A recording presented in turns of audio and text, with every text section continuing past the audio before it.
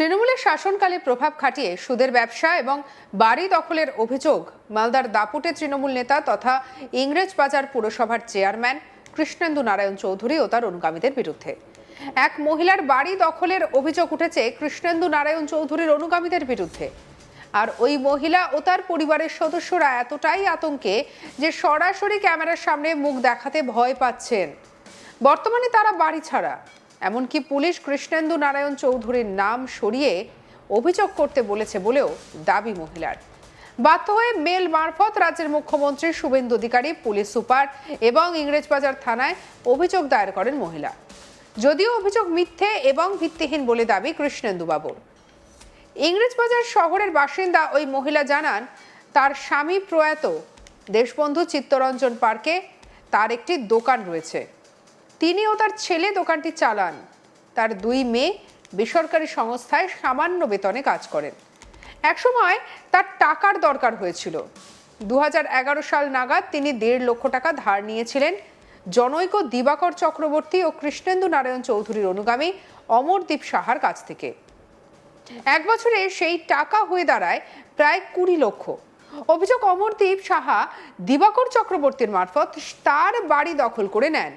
দিবাকর চক্রবর্তী তাকে ভুল বুঝিয়ে বাড়ির রেজিস্ট্রি করিয়ে নেন। বিষয়টি নিয়ে কৃষ্ণেন্দু বাবুর কাছে গেলে তাদের পাশে দাঁড়ানো তো দূরের কথা, উল্টে বাড়ি লিখে দেওয়ার জন্য তিনি চাপ সৃষ্টি করতে থাকেন বলে অভিযোগ।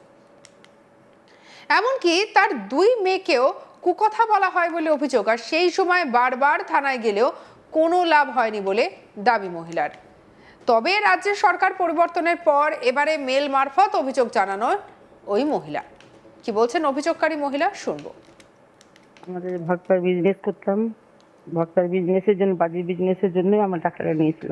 তারপরে সে টাকা সুদ সহ দেওয়া হয়েছে, সুদ সহ শোধ করা হয়েছে। আসলে কবে শোধ হয়ে গেছে। আর এখন কি অবস্থায় আছেন? খুবই খারাপ অবস্থায় আছি। দুই মেয়েকে নিয়ে, ছেলেকে নিয়ে খুব আতঙ্কিত আছি, যেহেতু ওরা এখন প্রভাবশালী লোক। দিবাকর চৌধুরী, দিবাকর চক্রবর্তী, অমরদীপ সাহা, কৃষ্ণেন্দু নারায়ণ চৌধুরী, এরা তিনজন যদি আমাদের চারজন যদি কোন কিছু হয়, এর তিনজন ছাড়া কেউ করবে না। বলছি এখন কিভাবে বসবাস করছেন তাহলে? খুবই খারাপ অবস্থায়, দুই মেয়েকে নিয়ে, ছেলেকে নিয়ে ভাড়া থাকি আমি। এতদিন অভিযোগ জানাচ্ছিলেন না? একদিন অভিযোগ করেছিলাম থানাতে, কোনো আজকাল করতো, তখন ওই আমাদের সরকারের আমলে কোনো কিছুই অভিযোগ নেয়নি। আশা করছি এই সরকার এসছে আমাদের কোনো একটা সুরাহা করে দিবে। আপনার স্বামী কবে মারা গিয়েছে? আমার স্বামী 2014-তে মারা গেছে। তারপরে কি সে ব্যবসাটা কি আপনি করতেন? আমিও করতাম তখন। পারপাসে টাকাটা নিয়েছিলেন? বাজির পারপাসে নিয়েছিলাম, যেহেতু আমরা বাজির বিজনেস করতাম তাই জন্য। তারপরে টাকা বিনিময়ে আপনি কি দিয়েছেন? ওরা আমার কাছ থেকে ওনার দলিল নিয়েছিল বাড়ির, Aadhaar card, PAN card, voter card, ব্যাংকের চেক সহ সই করিয়ে নিয়ে, সাদা কাগজে সই করিয়ে নিয়ে নিয়েছিল। তারপরে কি করলো? তো ওরা বাড়ি রেজিস্ট্রি করে নিয়েছে। এখন বাড়িটা কার দখলে আছে?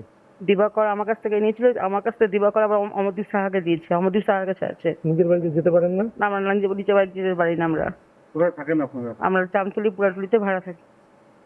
কত বড় জায়গায় বাড়ি ছিল আপনার? আমার 15 কাঠা 3 তলা বাড়ি আছে। কত টাকা নিয়েছিলেন? 1.5 লাখ টাকা। সুদ কত দিয়েছিলেন? সুদ আপনার সপ্তাহে সুদ নিত, 15 দিনে নিত 10% করে।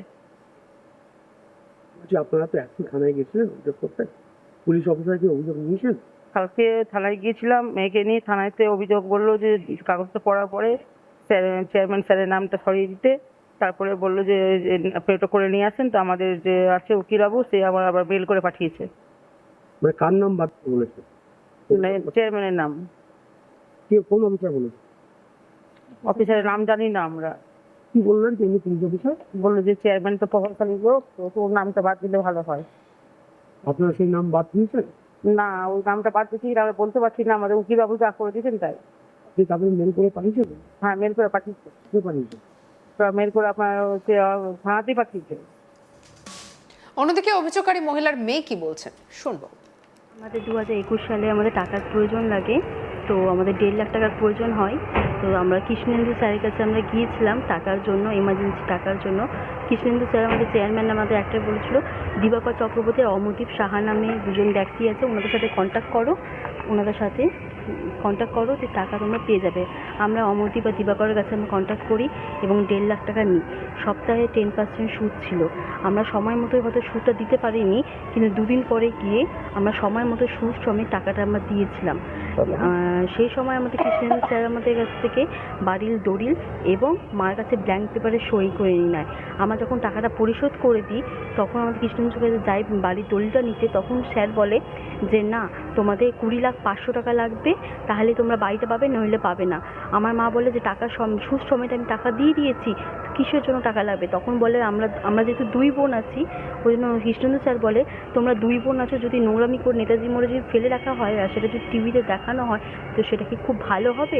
যেটা বলছি সেটা কাজ করো। আমার মা আতঙ্কে রেজিস্ট্রি অফিসে আমাদের কৃষ্ণেন্দু স্যার অমরদীপ আর দিবাকর নিয়ে যায়, দিয়ে ওখানে গিয়ে রেজিস্ট্রি করায়, বাড়ি রেজিস্ট্রি করায় এবং বাড়ির অল ফার্নিচার, যে জামা কাপড়, সমস্ত সোনাদানি সমস্ত কিছু সে নিয়ে নেয়। যদিও তার বিরুদ্ধে ওঠা সমস্ত অভিযোগ অস্বীকার করেছেন কৃষ্ণেন্দু নারায়ণ চৌধুরী। তিনি বলেন, আমার নিজের বাড়ি রয়েছে, অনেক সম্পত্তি রয়েছে, আমার কারোর বাড়ি দখল করার প্রয়োজন নেই। সব মিথ্যা, ভিত্তিহীন অভিযোগ। এদেরকে সামনে রেখে দুজন ব্যক্তি ষড়যন্ত্র করছে। কি বলছেন কৃষ্ণেন্দু নারায়ণ চৌধুরী, শুনবো পুরসভার চেয়ারম্যানের কথা। অনেক সম্পত্তি আছে, যেখানে বসে আছেন এটাও আমাদের। আমার খেয়ে দিয়ে কাজ নাই করবো, এগুলো এক শ্রেণীর লোক করছে। কখনো ডিএমকে বলছে, কখনো পুলিশকে বলছে, কখনো পাবলিকলি বলছে। এই দুজন আছে তার এগুলা কাজ করছে, মেলাইন করছে, আপনাকে চক্রান্ত করছে। হ্যাঁ, এটা তো আছেই। পুলিশ এনকোয়ারি করুক না। আমার নিজেরই সম্পত্তিকে আমি সামলাতে পারছি না, পরের সম্পত্তি আত্মসাৎ করবো। তাহলে কি উদ্দেশ্যটা কি এদের? এটা উদ্দেশ্য হচ্ছে মেলাইন করা, পাবলিকলি মেলাইন করা। এনকোয়ারি করুক, তবে বুঝে নেবে পুলিশ। ব্যক্তিগত রাগ অন্যের মাধ্যম দিয়ে ঝাড়ছে। ব্যক্তিগত রাগ কি, পিছন দিকে কেউ বদমাশি করছে, এটাই। আপনি কিভাবে মোকাবিলা করবেন এটা? ও যে ভাষায় এসছে সেই ভাষায় মোকাবিলা করবো। I am the law avoider. লটা কি জিনিস এখন জানে না, এটা দেখবে। এদিকে এই ঘটনায় তৃণমূলের বিরুদ্ধে সরব হয়েছে বিজেপি সাংসদ খগেন মুর্মু। তিনি বলেন, বিজেপি সরকারের আমলে এসব বরদাস্ত করা হবে না। কি বলেছেন, শুনবো।